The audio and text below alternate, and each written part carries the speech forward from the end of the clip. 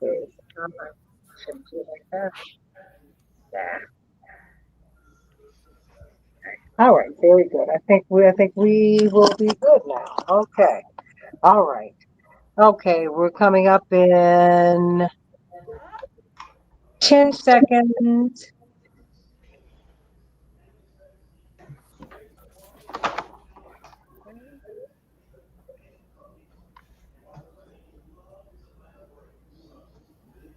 Hey, everybody, welcome to the Santita Jackson Show here on AM 950 Radio, the voice of progressive Minnesota.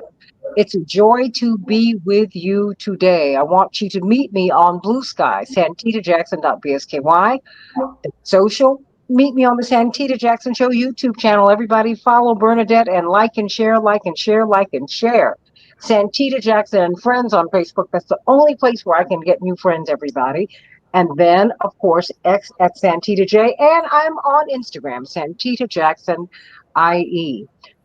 We have had quite the moment, a cycle of violence. Indeed, Dr. King, almost 60 years ago, said that regrettably it broke his heart to concede that the most violent nation on earth was the nation of his birth, and we have that. We have that. That is a real issue with us today, as we are looking at the murder of Charlie Kirk. And we look at these mass shootings in these schools. We look at uh, Speaker Hortman, the Speaker Emeritus in Minnesota, killed at home with her husband. We can just keep on going and going and going. We need to look at what happened in Mississippi. And Mississippi conjures up so many memories for all of Americans, and particularly Black people. Um, Indeed, there was a song by the great Nina Simone, Mississippi GD, because there's just been so much pain tied to that land for all of us there. And so now we're looking at Trey Reed, 21 years of age. He was studying at Delta State University in Mississippi. Well, he was found hanged. Unknown We caller. want to know what happened. We want to know what happened. And so we're honored to have the Mississippi Free Press. They've really given us really, I mean, I have to be honest with you. I think that Ashton Pittman, you all wrote the story, and that is, when I found out about this story, I found out about it from you, and I love Donna Ladd and your whole team there, and I thank you for being with us today. So, would you please share with us what happened and the latest on this case, Ashton Pittman? Thank you. It's been a really emotional few days. I will say we can't take credit for breaking the story, but we have done our best to try to report the most accurate version of this that we can. Um, Trey Reed, a young black man, was found hanging in a tree in the middle of campus um, at Delta State University on Monday, and ever since then it has been. We don't have all the facts yet, but even before that, just that imagery, of course, in Mississippi harkens back to the Jim Crow past of our state, to our legacy of lynching and racist violence that has defined so much of our history. So it has been terrifying for so many people here. Um, and I just want to say that regardless of what the facts turn out to be in this case, that kind of pain and that fear is going to exist and continue, and people are going to continue to have questions. But what we do know right now is that just earlier this afternoon, maybe 10-15 minutes ago, the state medical examiner's office came out and they said that they have ruled this a suicide. um, they're saying this young man um, died of hanging uh, at his own hands. Uh, we don't really have any more information than that right now. We haven't even gotten a story out. I would be editing right now, but I wanted to come on with you and share that news. Um, so we are looking to find out more information. We know that the police, the campus police chief, said yesterday that there is a video. We don't know what that video is or what's in it, but he said there is a video. We assume it may be surveillance video.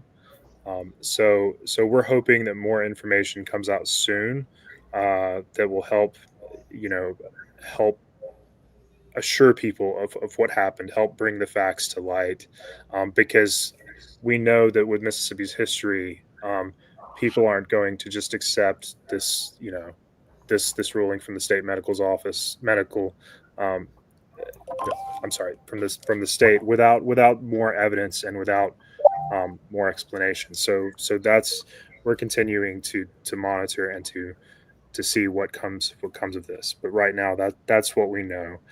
We also know that rumors went around on social media saying that his legs and arms were broken. Hmm. We have spoken to the local coroner's office, who have said that that is not true. He did not have bruises or lacerations or any broken bones, um, as far as his limbs go. So, and the family has asked for people to be careful about the kind of rumors they spread. I know that rumor originated with someone I believe that may have said that they were family who is not related.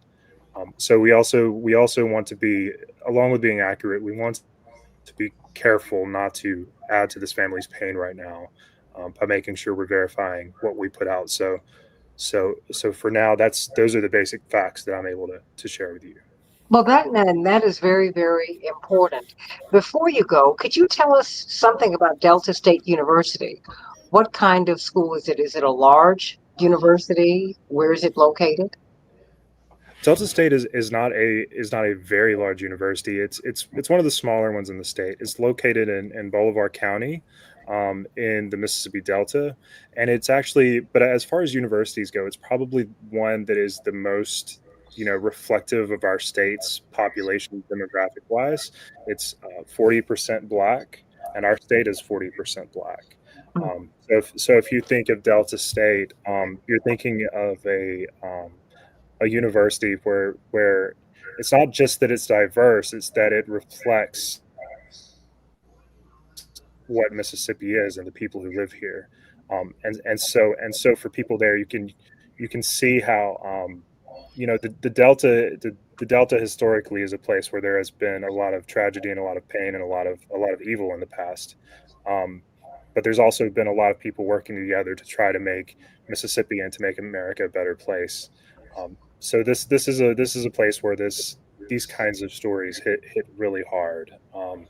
It's not whatever it ends up being. It's never just a suicide or never just a murder when it's something like this in the Delta. And again, they've ruled it a suicide. So I'm not trying to suggest it's a murder, but those are the kind of theories going around, and all of this is wrapped up in a story much bigger and longer, in our past and our Is present. is this a relatively harmonious community? I mean, racially? It's kind of like a lot of Mississippi. There are a lot of, I think, in some ways, in communities like this, you might see more people who are black and white coming together and maybe talking to one another on the streets than you do in some parts of America. But there's also still always that insidious underbelly, that sometimes those unspoken things.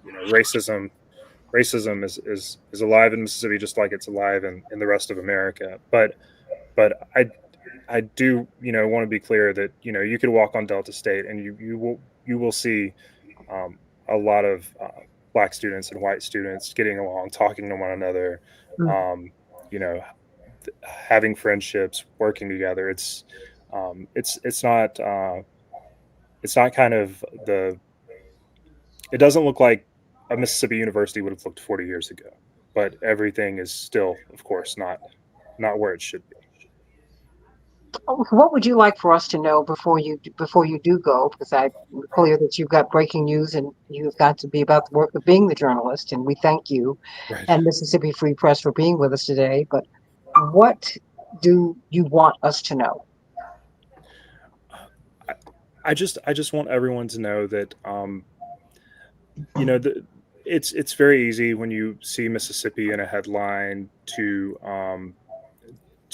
kind of jump to conclusions because there have been a lot of terrifying things in our past, but there are a lot of people here that are working to make Mississippi better and who want that future that we were promised um, during the civil rights movement and who want to see us realize you know the dream of a better Mississippi and a better America and um, we're still working hard on that. A lot of people are still working hard on that. There are people who work against that, but there are a lot of good people here in Mississippi um, who really um, who want to make this a better state and I ask people not to dismiss those voices. And when I say that, I mean Black Mississippians and white Mississippians who work every day to try to build their communities and ensure that children have the kind of future they deserve and who are fighting against these evil legacies. Hmm. Ashton Pittman, Mississippi Free Press. Thank you so much for journalism for Mississippians by Mississippians. I like that. Thank you. Can't wait to have you back on the show. Hey, everybody, I Look forward want you to. to weigh in on these comments and give Mississippi Free Press your support. We do need free and independent press, and that is what they are. And we thank you for being with us today, Ashton Pittman. Uh, I'd like to get your reaction to that, Attorney Janice Mathis, given this history of, Well, Mississippi's history. I mean, what do you make of that? first of all, despite the tragedy of this, it's always a pleasure to join you and your guest, Santita. So I thank you for the invitation. I'm no longer at NCNW. I took a new role at Clark Atlanta University in May as the Hmm. director of the Tommy Dorch Institute. Some of you who are members of 100 Black Men will know who Tommy Dorch is. And I'm proud to be part of that legacy now at Clark Atlanta. But back to Mississippi. Mississippi, South Carolina, and Louisiana historically had the largest percentage Black populations of any states in the South, and that economic rivalry, that racial rivalry between the groups in those states, has been ferocious for a long time. Combine that with a persistent level of poverty in excess of 25%, in excess of 30 years, and you have a cauldron waiting to be lit. I don't know whether this young man had any history of mental disturbance or emotional problems or not. Certainly, that would be a factor.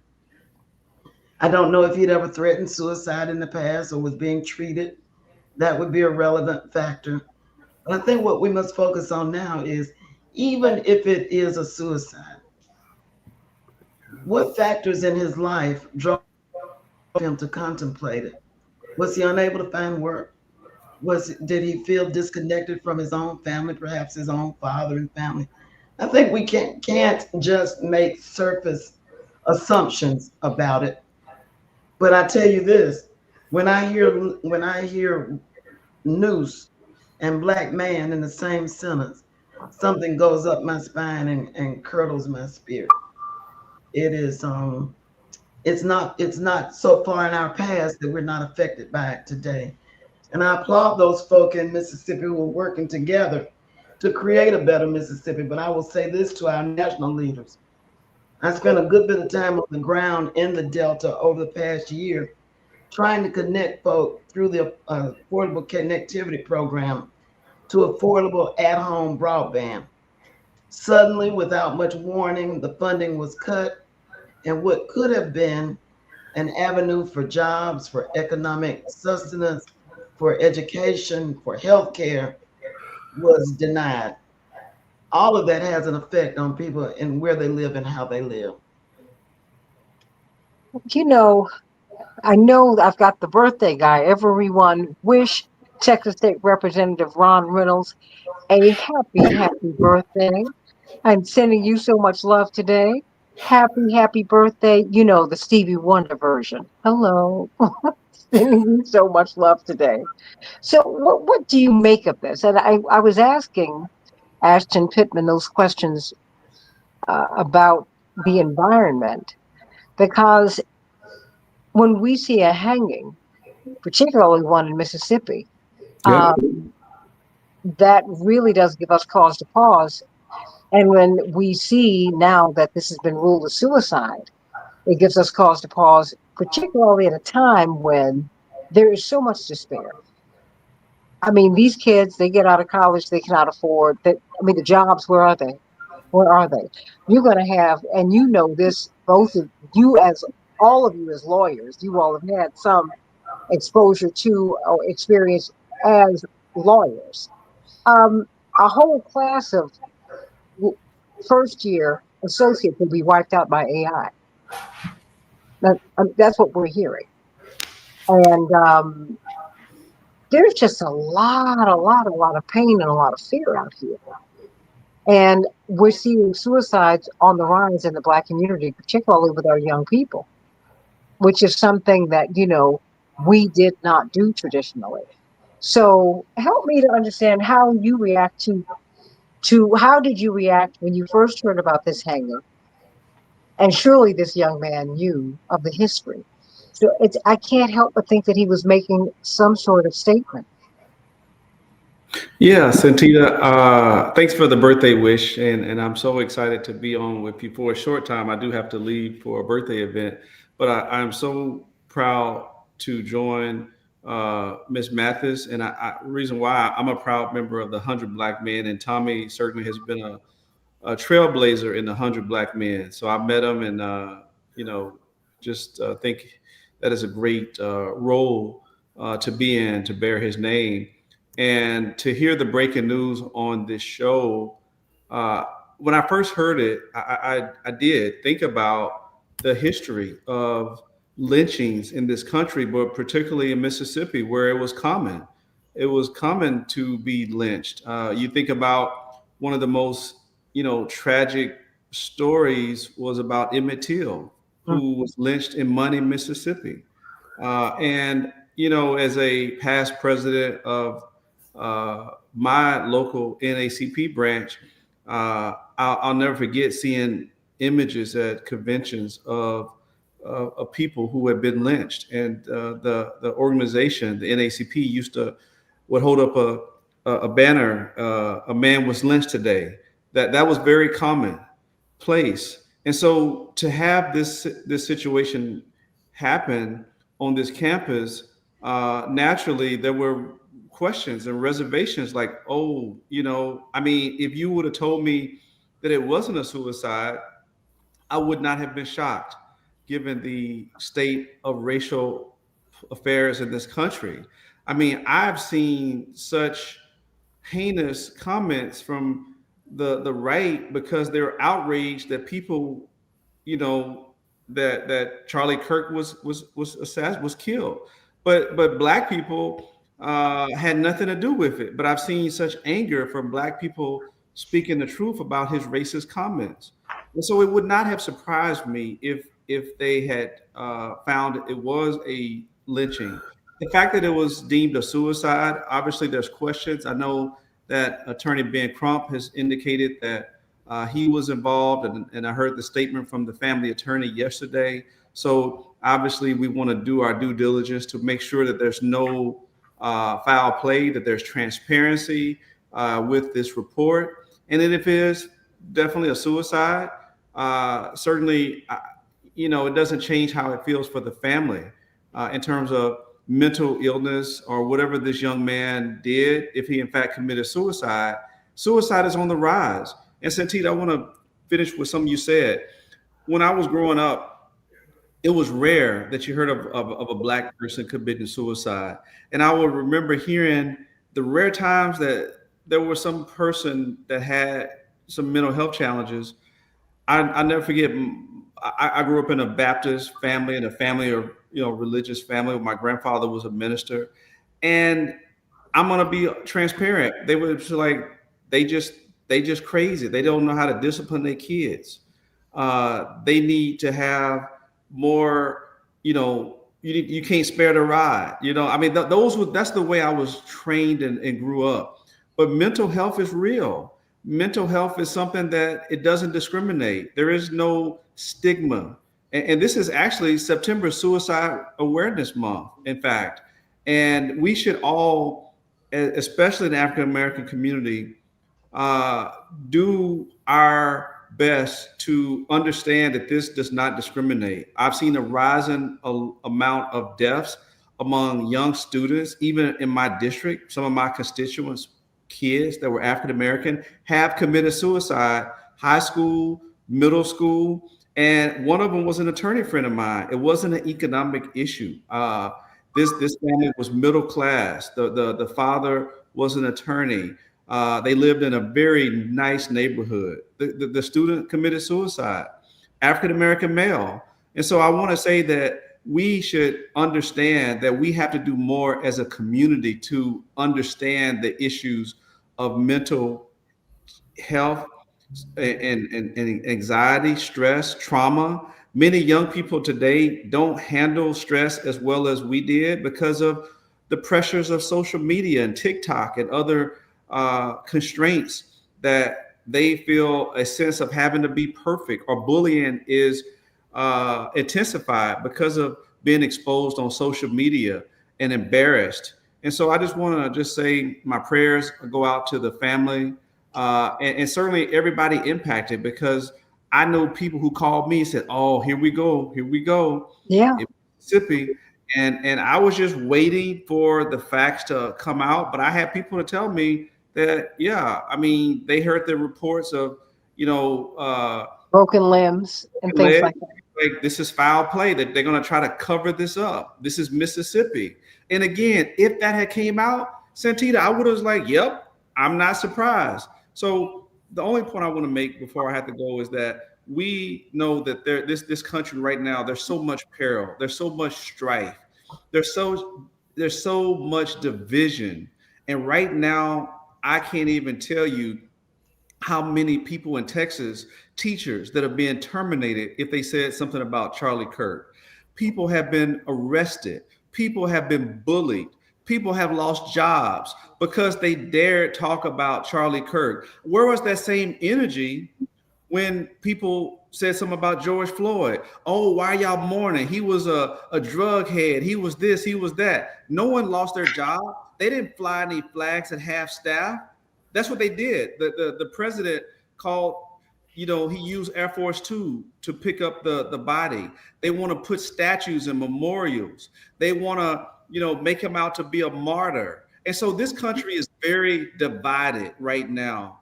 And we have to be very careful that we don't have a race riot and a race war, because these white folk are very upset about anything that they think that we're doing as African Americans or minorities to challenge their status. They feel But, imbued with but President. Representative Reynolds, Yeah, all people are doing, and I certainly want uh, Reverend Dr. Turner to speak to this, they're merely repeating what Charlie Kirk said. No that's one's telling exactly. any untruths. You lift the text, you play the tapes, you play the video. These are things. He built a whole industry on that. And then Karen Ataya, the only Black op-ed writer at the Washington Post, she loses her job after she says, wait a minute, his murder is a horrible thing. We don't celebrate that. And so, and even with this young man, I can't help but think, there are so many psychic injuries on a micro as well as a macro level that Black people take every single day. This could have been a culminating event. Before you go, what would you like? What would you like for us to know? Well, I just want you to know that my heart is heavy.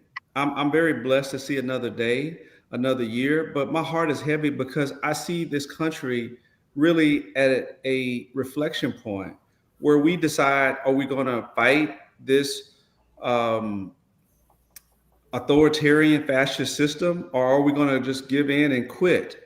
I submit to you that I'm going to fight. I'm going to fight with everything I have to continue speaking truth to power. And my faith gives me hope that we can endure. We've endured so much worse with slavery and Jim Crow that we have to fight the good fight.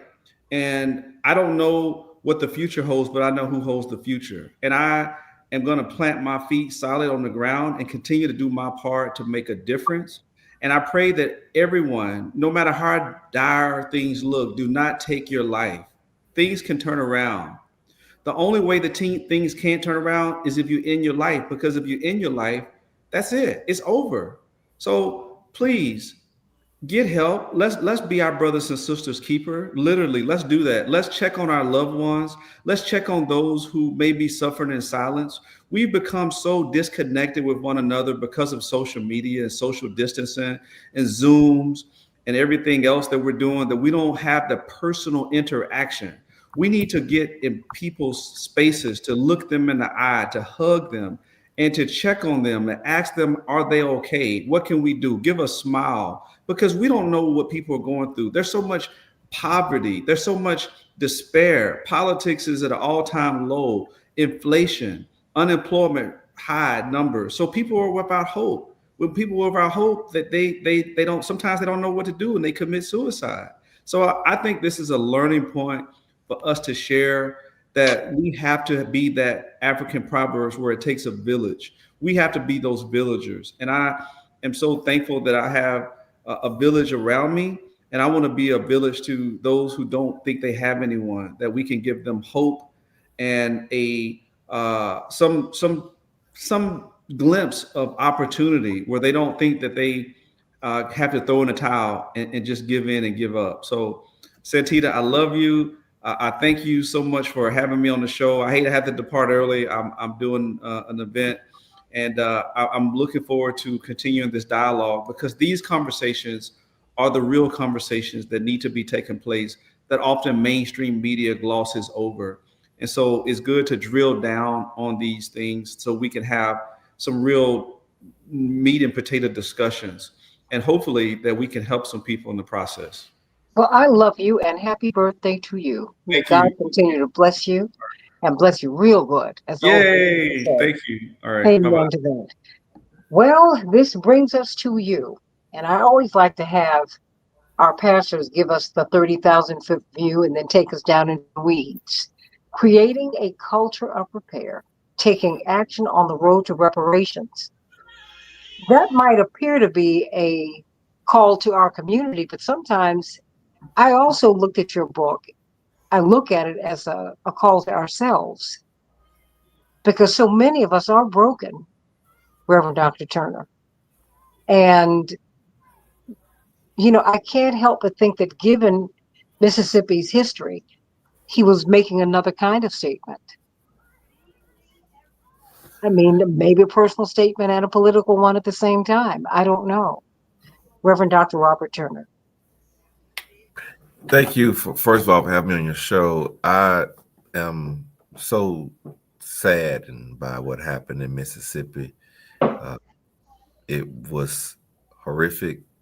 In fact, I got the news while I was walking to DC. It happened on the same day of my monthly walk from Baltimore to the White House. I do still believe that it's not even my opinion. According to the family states that the media knew about the death of their loved one before they did. That's That right. news conference that they just had. The family also states that when they were told about the death of their loved one, they said he died in a dorm room. And he died, of course, by a pickleball field. There has not been any sort of discovery of something used to assist the brother in the alleged suicide. Right? No chair, nothing he climbed up on to get in the noose or anything of that sort was found. So the family still has questions. That's why they hired their own attorney to suggest having an independent autopsy of the body outside of the county coroner's report and outside of what the university police said that they wanted. But I think, as one of the other panelists stated, it's still, even if nothing changes with the facts, it's still a loss of life. It's still a loss of Black life. And so my heart aches for the family. But Mississippi should not be given, the state of Mississippi should not be given our full trust due to her terrible history, right? She has not earned the trust of Black America. So we should be skeptical.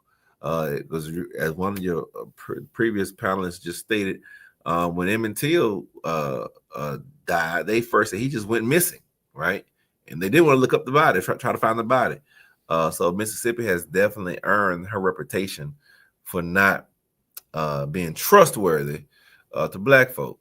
And more recently, people have forgotten about this, but there was a guy by the name of Brett Favre who used federal money, right, and got it sent to his daughter's school, for a softball team program, and not just him, but other dignitaries in the state of Mississippi using money that was supposed to go to poor communities, and they use on their pet projects. So the state of Mississippi does not and should not get our trust without verification. And that is how you repair broken relationships, right? You have to do, as the Bible says, acts meet of repentance. When you know that you've done wrong, it is important, it is vitally important for you to do acts meet of repentance to repair the harm that has been done in prior years. So it should not be any sentiment or statement made to the family, just trust us, just trust us, just trust us. No, you have not earned our trust. And I'm happy that the family is being vigilant and leaving no stone unturned. Reverend Dr. Turner, because you get a sense, as we were talking to Mr. Pittman, Yes. and as I've talked to different people in Mississippi, particularly white Mississippians, that there is now in 2025 an embarrassment associated with Mississippi's past. Mm-hmm. And they are praying, and hoping against hope that he was not lynched. And given our history in the United States, our pivot is, well, still, I don't care what you all said, I still don't trust it, because the history has been so awful. And now we're seeing people they're so aggressive. I mean, look at what's happening with DEI and affirmative action. And just broadly speaking, Americans cannot afford to rent. They cannot afford homes.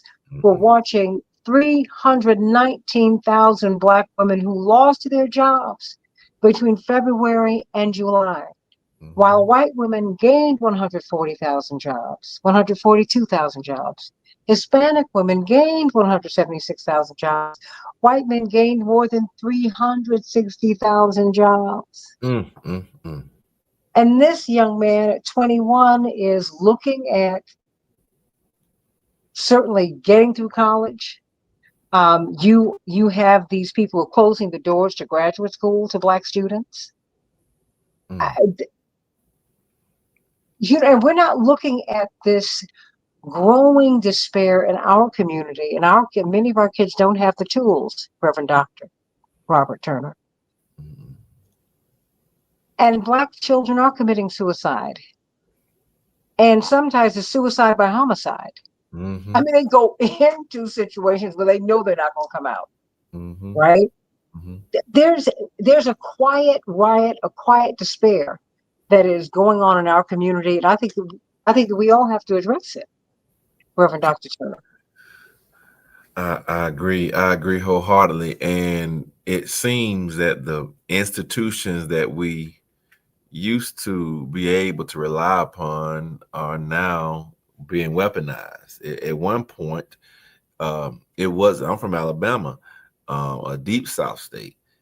We could not rely upon the state government for any relief, right? We welcome the federal government, right? Black folk welcome. Mhm. The reason why our schools were integrated was because the federal government, John F. Kennedy, Lyndon Baines Johnson, they sent the National Guard to help. No, but stop right there. Mhm. Because Black people and white Americans, Black Americans and white Americans have a fundamentally different view of the federal government. For that reason, would you please go into that just a little bit? Yeah, so in most southern states where the state legislatures and the governor's mansion dominated by not just white folk but segregationist white people, people who, like George Wallace said, segregation now, tomorrow, and forever. Um, Black folks could not get any relief from the state government. So we've always put a higher trust and premium in the federal government. Likewise, services, federal housing, food, what everything we pretty much needed, that the state denied, the federal government supplied. Now, certain things still got lost, right? The federal government gave the GI Bill, but they allowed, in order for it to pass, they allowed states to administer it. And the states, because they were racist, led by racist people, they made sure Black folks didn't get GI Bills and things of that sort. But for direct services, things that could come directly from the federal government, Black folks were able to participate and take full advantage of, and by consequence, get federal jobs. That's why in the DC, Maryland, Virginia area, you have a high number of Black folks who are doing well because you're dealing with federal jobs, federal contracts. That's why one of the first things Trump did is try to eliminate all of that. So this is the first time in our modern history where Black people cannot rely or see the federal government as that source of relief. In fact, now it is the source of pain and angst. And that is a different dynamic than what we've been used to. We've grown accustomed, honestly, in the South to not being able to rely upon the Southern states for anything, any sort of relief. But now there is no safety net when it comes to the federal government. So we're really in a precarious situation. And these most recently, with the president's office stating that they will not provide any of those environmental protections to areas that have already been devastated, like in Lowndes County, Alabama, one of the poorest counties in the country, to help with sanitation efforts. Where you have folks, I just went in March down in Lowndes County. You have people with feces on the lawns because the sanitation infrastructure is so outdated and dilapidated. And so now the federal government is no longer seen as that space of relief for Black folks, and that's very troubling. So where do we go from here? I mean, because we are, how do we create this culture of repair? Because there is brokenness everywhere we go. Now, on the other side of that is the healing, of course, but there's something that's broken here. What is broken in the culture? I have to go back, and one of the first points in my book that I talk about how we have the agency and the autonomy to repair our own selves. And one of those first major weapons that we have in our arsenal in a civic society is that of enfranchisement. We can vote, right? In the last election, if all eligible Black voters had voted, Donald Trump would not be the president. I'll say that again. In spite of the fact that white women in mass numbers voted for Trump over Kamala Harris, if all eligible Black voters had voted in every place, right, Donald Trump would not be president. I'm talking to us now, Santita, Black folks, we don't have the luxury of sitting out any election. I'm talking about not just president, but president, governor, mayor, dog catcher, coroner, like the coroner for Delta State with this Delta State case. He is the one who issued the death or the news to the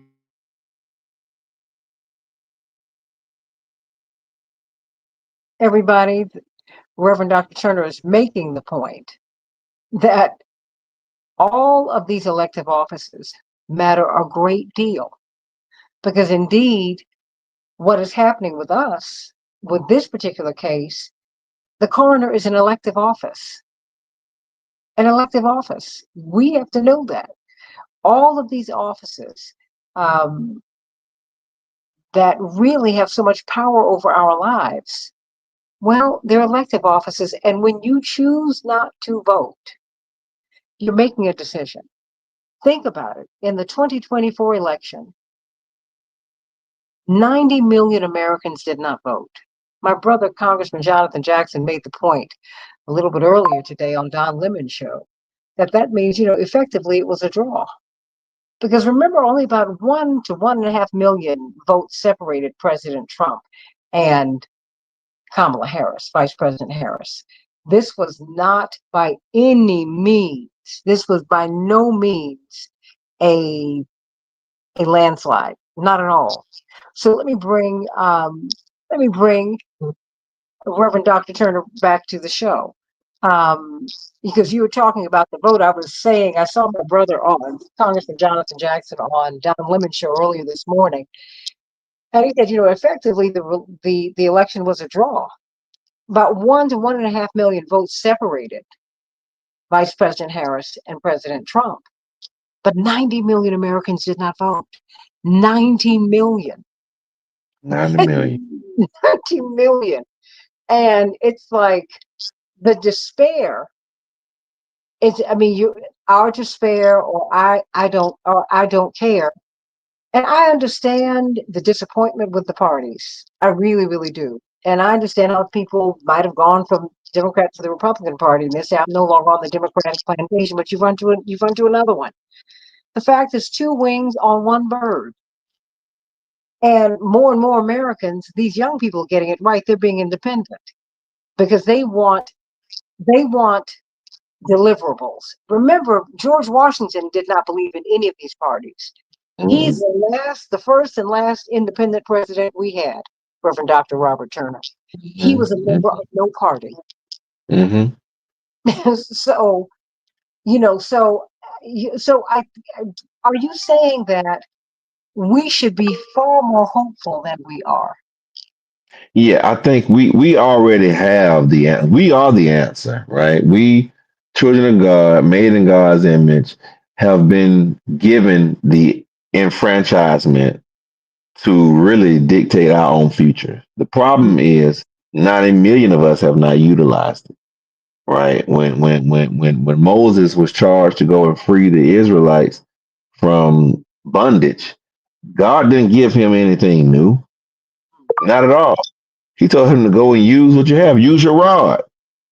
And we have the rod. We have the rod. The only problem is we just have not utilized the rod that God has given us.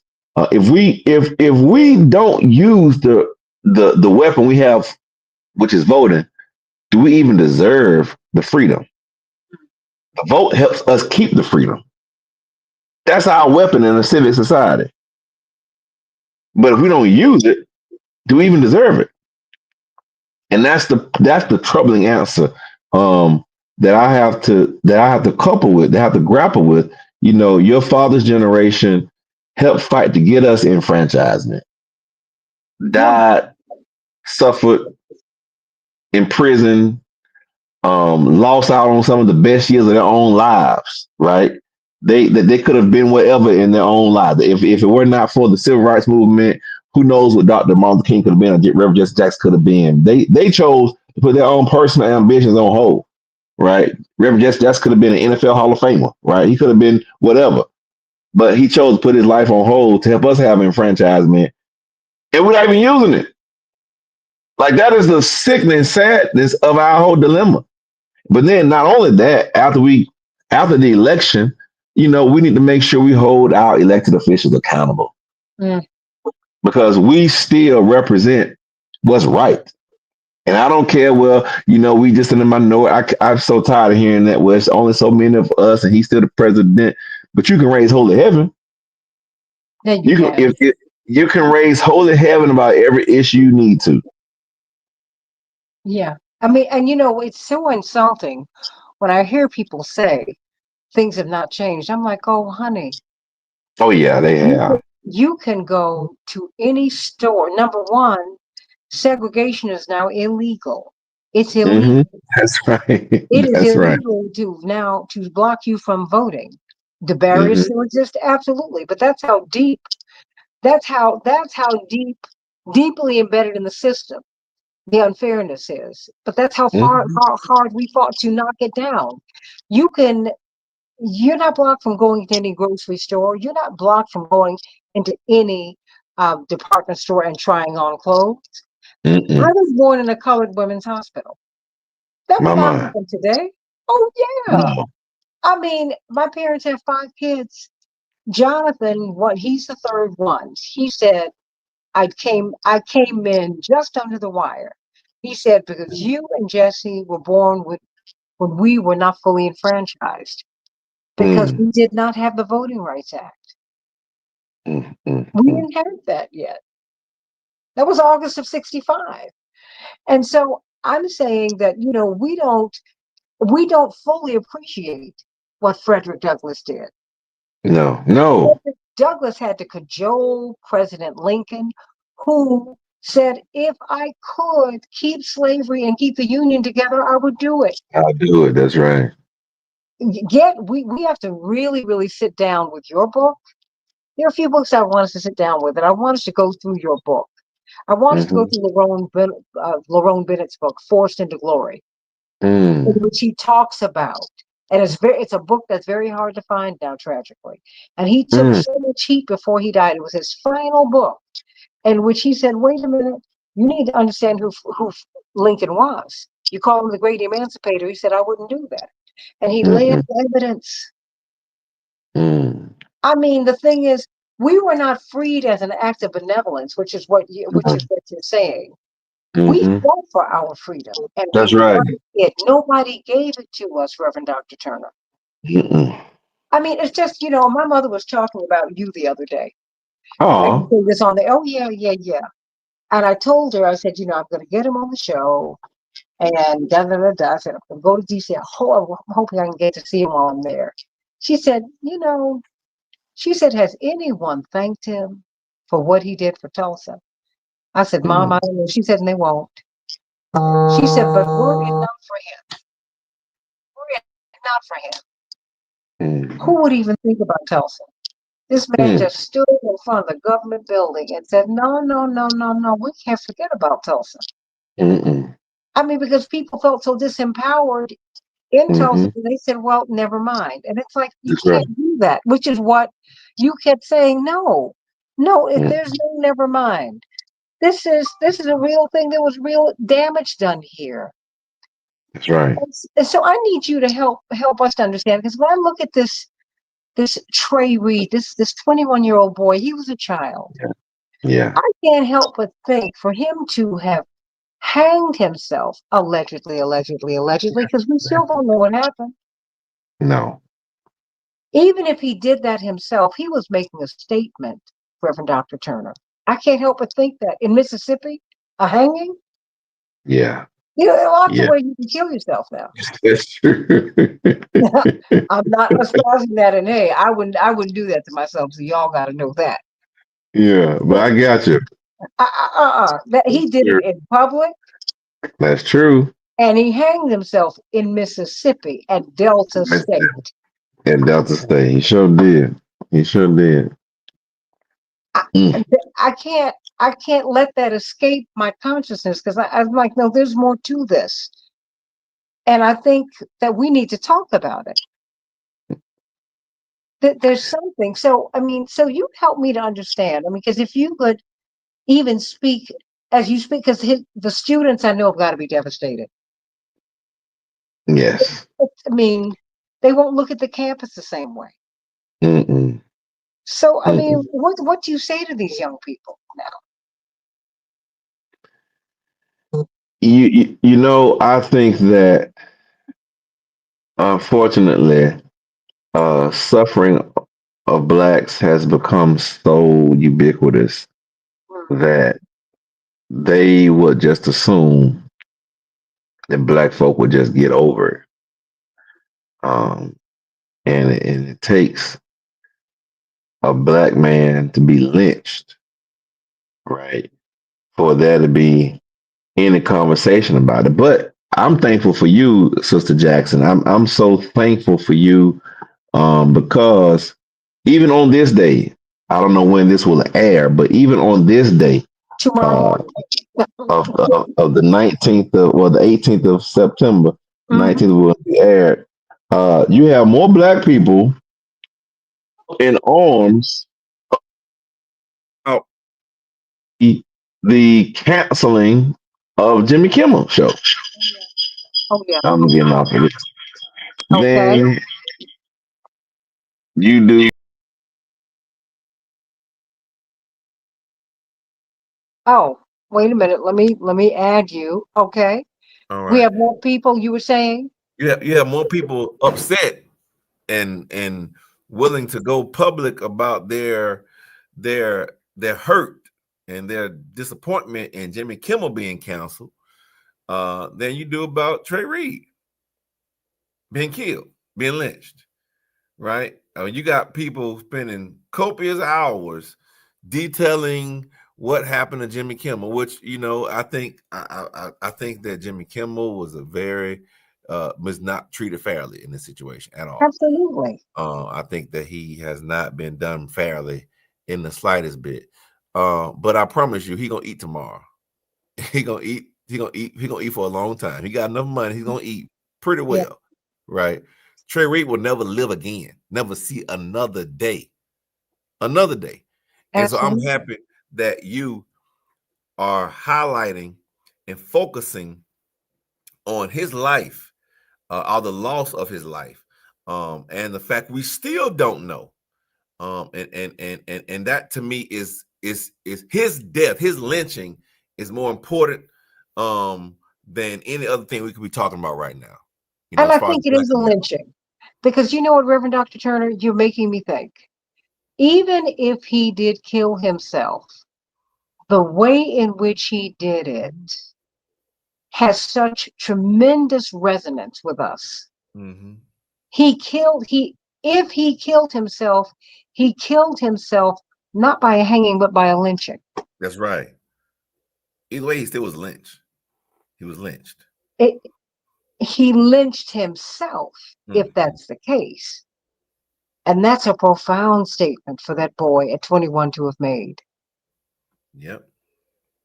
And so, well, help me to understand just before you go, what do you want us to know? I mean, what should be our takeaway here? Because I encourage everyone to get your book, Creating a Culture of Repair. Oh, I wish we could have gotten it to Trey Reed I know. before this tragedy. And you taking action on the road to reparations. Because to me, it's a call to the community, but it's a call to ourselves. It Because is. Dr. Joy Degree talks about post-traumatic slave syndrome. And quite frankly, when you have post-traumatic stress disorder, it impacts a whole ecosystem, a whole community. And if all of the United States has post-traumatic slave disorder, Mm-hmm. everybody, Mm-hmm. everybody was impacted by slavery. Everybody, white, black, brown, yellow, and red. So Everybody. what is everybody? Everybody. So we need to create a culture of repair. If you repair black people, if you take action on the road to reparations, guess what? The indigenous will be restored. Mm-hmm. We can restore the Japanese who were interred. Mm-hmm. That was a horrible thing that happened to them during the Second World War. That was horrible. Horrible. Horrible. They are separating parents and children, brown people in the United States today. Do you know they left some babies in the car, Mm. Reverend Dr. Turner, when ICE took their parents away? My. My. And you do know we have black immigrants. If Yeah, that is your thing, if you think that you don't want, look, you need to be concerned about everybody because it could be you. it could be you. That's You right. walk through, you walk through a Latin community, you walk through the Latin community, people will start speaking Spanish to you. It happens to me all the time. That's There true. were more black people sent to Central and South America than were sent to the United States, that were brought to the United States. Mm-hmm. I keep telling you all that. It's just real. So how do we create this culture of repair as we take action on the road to reparations? How do we do it? We must and we have to be honest about where we are, be candid about what has happened, and we must use every tool in our arsenal, be it voting, be it agitating, be it writing letters. How many have written letters to the coroner's office or to the police at the university to do a thorough, encouraging them to do a thorough investigation? It's easy to tweet or to post or to comment, but just sending a note, sending a letter. We must use every tool in our arsenal. And yes, and as you know, I still believe in marching. I march every month from Baltimore to the White House. We must use every tool in our arsenal, because the one thing I've noticed about any sort of repertoire movement, be it in South Africa, be it after the Holocaust for the Jews, be it after the internment camps of the Japanese, it all starts first on a grassroots level. It is never top down. It is never top down. Why? Because the powers that be do not want to do it initially. They have to be made to do it. That's why when you mention Frederick Douglass, it's incredible. With no enfranchisement, a black man have advocate for black people who could not vote also to be liberated from chattel slavery. So if he could do it without any enfranchisement, right? How much more should we be able to make changes and bring about reparations for our people, since we do have enfranchisement and other tools? We have more tools at our disposal in our arsenal than Frederick Douglass, than Harriet Tubman ever thought imaginable. Mary McLeod Bethune, Booker T. Washington, Martin Luther I mean, King. We have more tools in our arsenal today in 2025 than those others ever had in their right. arsenal. Reverend came from the Jim Like Crow Rosa South. Parks, they walked over a year, and they didn't have hokers or on clouds to walk in. They had high heel shoes, maybe flat shoes, but they still were not the comfortable walking shoes. That's it. We have more tools in our arsenal than our people have ever had. So and I'm speaking also to those sympathetic whites who support our issues and our causes. We collectively have more tools in our arsenal. The white abolitionists had to hide us in the Underground Railroad, right? Because it was illegal. Now our white allies can actually publicly, if they so choose, support us in various endeavors without fear of being imprisoned, as the abolitionists were, in housing runaway enslaved people in their homes. So we have much more at our disposal. And so creating this culture is easier than people might want to believe. Creating a culture of repair, everybody. Taking action on the road to reparations. This is a book that we all need to read. We all need to read from this great man of God, Reverend Dr. Robert Turner Jr. I'm so glad that you're with us today, always. My love to you and your family. Can't wait to see you in Washington, D.C. as we get ready to have the Congressional Black Caucus Week. That's right. How about that? On our way to that. May God bless everyone, and pray for the family of Trey Reed in a very special way. Because they still don't have the answers, everybody. They still don't know. They don't know. We don't know. But we do know that, say it was a suicide, if that is the case, he lynched himself in public. Don't let that be lost on you. There's a whole lot to his story. So think about that, everybody. May God bless you. I'll see you on Keep Hope Alive with Reverend Jesse Jackson on Sunday on the iHeartRadio Network from 7 to 9 a.m. Central Standard Time, 8 to 10 a.m. Eastern Standard Time. We got a lot to talk about on Keep Hope Alive with Reverend Jesse Jackson. This is the Santita Jackson Show. May God bless you real good. Have a good one.